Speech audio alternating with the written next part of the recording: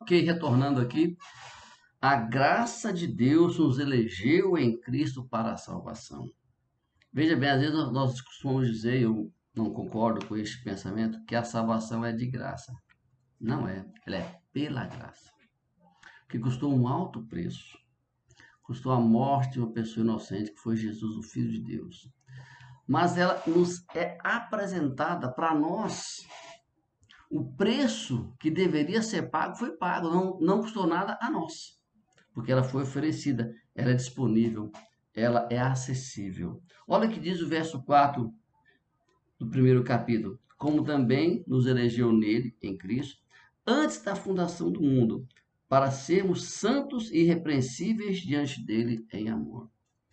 Querido, nós somos desde a fundação do mundo. Aliás, antes, Deus já preparou esse momento, essa coisa grandiosa de um dia Jesus vir no momento certo, sabe?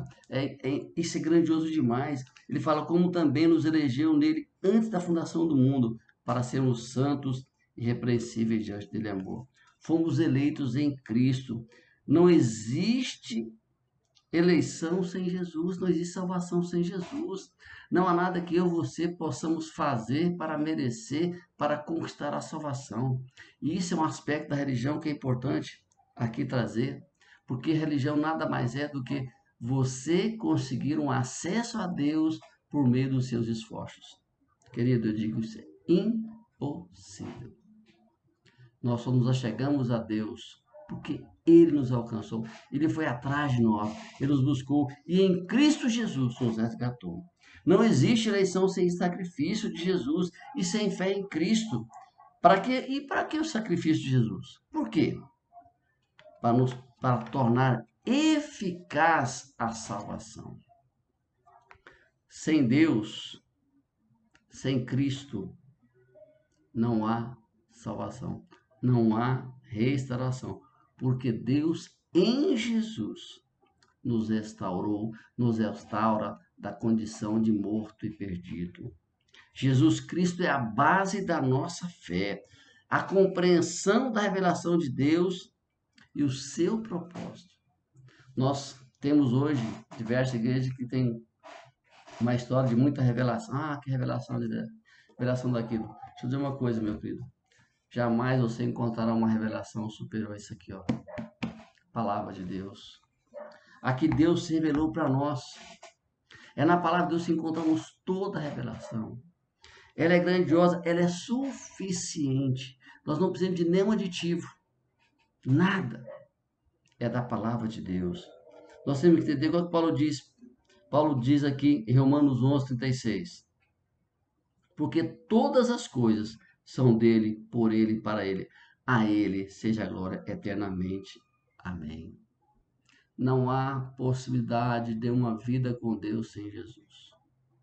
Não é mérito, não é o que eu faço, é o que Jesus fez. Jesus já pagou o preço. Essa é a maravilhosa graça. Olha aqui que o apóstolo Pedro diz no seu primeiro livro, no seu primeiro capítulo, verso 2: eleito segundo a presciência de Deus Pai, pela santificação do Espírito, para a obediência e a aspersão do sangue de Cristo, graça e paz sejam multiplicadas. Sabe, meus amados, aqui a gente vê também um aspecto da soberania de Deus. Coisa grandiosa. Deus exerce a sua soberania e por isso Cristo é a base, é a sustentação. A sua presciência nos elegeu. Ser soberano não significa ser arbitrário. Às vezes entende mal porque existem alguns soberanos humanos, alguns deles que são arbitrários. Mas não, o livre-arbítrio nos dá condições de escolhas morais. Deus nos dá a liberdade de escolher em ser salvo ou não. Quando eu disse no começo, a salvação está disponível, ela é acessível. Mas o homem pode dizer não. Esse é o pecado contra o Espírito Santo. É rejeição, é não aceitar a oferta de Deus para a salvação. É dizer não. Então, a soberania de Deus não nos escraviza, muito pelo contrário. Porque o livre-arbítrio não é contrário à graça. Porque é uma escolha que eu faço, eu aceito essa graça grandiosa de Jesus que eu não mereço. A graça é um dom maravilhoso de Deus. Ela não é imposta, porque aí sim seria arbitrário. Ela é oferecida. E é pela fé que eu e você podemos alcançar e receber essa graça. Porque a graça de Deus se tornou eficaz por meio da redenção pelo sangue de Jesus. Efésios 2:13. Olha só o que diz. Mas agora, em Cristo Jesus, vós, que antes estáveis longe, viestes para perto pelo sangue de Cristo. Paulo está dizendo que nós vimos outrora, longe de Deus, afastados das coisas de Deus, mas Deus nos resgatou.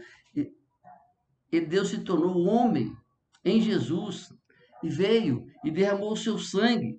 E assim nós podemos ter acesso. Então, o que a gente percebe claramente é que Deus nos tornou salvos pelo sangue de Jesus, mas agora, em Cristo Jesus, vós que estáveis longe, afastados, nós éramos escravos do pecado. O homem servia ao diabo, não há como você querer que enfeitar, porque não existe o meio termo. Ou você está com Deus, você é com Deus, ou você é do diabo. Ou você é filho de Deus ou filho do diabo. O filho do diabo pode tornar filho de Deus em Cristo. É isso que é a proposta. O homem servia ao diabo e às suas próprias concupiscências. Servíamos ao pecado e por essa escolha fomos condenados. Tá vendo? Mas Jesus Cristo pagou o preço e com seu sangue nos redimiu. Um favor que não merecíamos.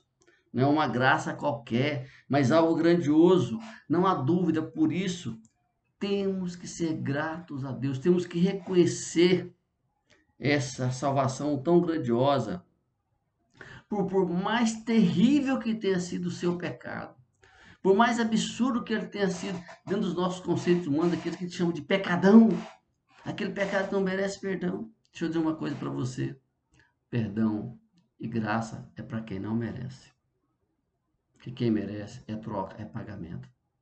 Por isso, o perdão de Deus é para mim e para você que não merecemos, e a graça dele, porque Deus está disponível pela fé, em nome de Jesus.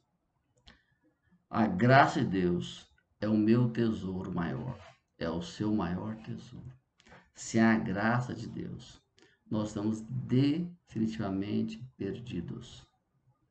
A graça de Deus nos coloca nas condições de membro da família de Deus. Olha a coisa grandiosa. Eu costumo dizer em muitas pregações, estudos que eu dou, que a maior mentira do diabo é que todos são filhos de Deus. Sabe por que essa é a maior mentira? Porque se todos fossem filhos de Deus, não haveria condenação. Mas o Evangelho de João fala claramente: veio para que era seu e os seus não receberam, mas a todo quanto receberam, Deus e poder de tornarem-se filhos de Deus. E só a graça do sangue de Jesus torna o filho de Deus. Olha o que diz o verso 9 do capítulo 2. Assim, não sois mais estranhos, nem imigrantes, pelo contrário, sois concidadãos dos santos e membros da família de Deus. Por que família?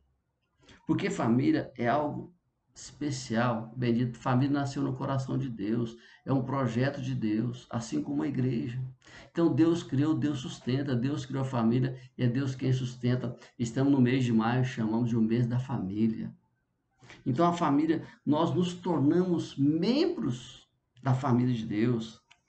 É na família que nós compartilhamos nossas alegrias conquistadas. Também é na família que nós podemos compartilhar nossas frustrações, nosso fracasso, nossas dores. É na família que nós crescemos e desenvolvemos. Eu costumo dizer que na família nós temos as maiores alegrias, mas também as maiores tristezas. Mas a família de Deus é composta pelos seus filhos que ele adotou em Cristo, nos tornou herdeiro por meio de Jesus. Jesus é o primogênito de entre muitos irmãos. Como um pai perfeito, Deus ama todos os seus filhos da mesma forma. Isso aqui é maravilhoso, sabe por quê? Porque na família de Deus, todos nós somos iguais. Ninguém é melhor do que o outro. Ninguém. Tem gente que acha que tem algumas pessoas terrivelmente, porque tem uma condição intelectual mais elevada ou condição financeira mais elevada, se acham melhor do que os outros. Isso não é verdade ante Deus. Deus olha para mim e para você, independente do que temos, independente do que conquistamos nesse mundo. O que vale para Deus é o nosso coração. Eu quero terminar este estudo de hoje, esse breve estudo desses 2 capítulos, dizendo: não há escape para o homem sem Jesus. Perdido, porque todos pecaram e separados estão da glória de Deus. Por isso, nós temos que entender que a nossa salvação está nas mãos de Jesus. O sangue dele derramado. Por isso nós temos que viver uma vida de gratidão, todo dia ser gratos a Deus, porque fomos alcançados pela salvação, pela graça salvadora de Jesus. Foi Deus que foi ao nosso encontro para nos resgatar. Por isso quero deixar 3 lições essenciais para que possamos compreender os aspectos essenciais dessa salvação. Primeiro, decida viver para a glória e louvor do Senhor. Tudo o que você vier fazer, faça para honrar e glorificar o nome de Deus. Segunda coisa, não permita. Decida, mesmo que você não consiga ver, mas decida obedecer. Não aceite e não se conforme com o pecado, porque agora você é uma nova criatura, você foi vivificado em Cristo Jesus. Não permita que o pecado domine sobre a sua vida. Terceira e última coisa, jamais se ensoberbeça por fazer parte da família de Deus. Lembre-se que você faz parte da família de Deus pela graça por Jesus, não foi por mérito seu. Então eu quero orar nesse instante pela sua vida, que Deus possa te abençoar ricamente. Oremos. Deus bendito, Deus de misericórdia, suplico por aqueles que ouviram esta palavra. Que teu Santo Espírito toque em seus corações.